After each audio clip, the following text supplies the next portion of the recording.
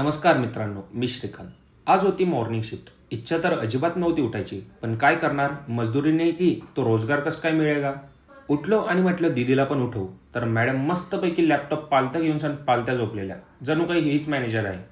तिला जॉब नसल्यावर काय परिणाम होतात आणि लॉब कसा होतो याची जाणीव करून दिली आणि मग पटकन उठून ती कामाला बसली. मॉर्निंग मीटिंग झाल्यावर म्हटलं बाल्कनीतून थोडा व्ह्यू बघू. गेलो तर मला काय करावं काही सुचलंच नाही. इथे कोणी कुठं चालतंय तर कोणी कायच करतंय. एक्सरसाइजच्या नावाखाली इथं वेगळ्याच गोष्टी चाललेल्या.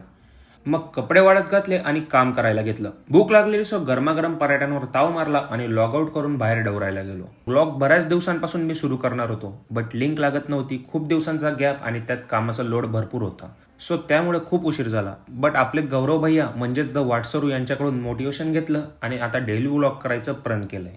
घरी आलो, मग दीदीने जेवणाला कसली तरी भाजी बनवलेली. इतकी खास नव्हती, पण काय करणार भाऊ, गिळावी लागली.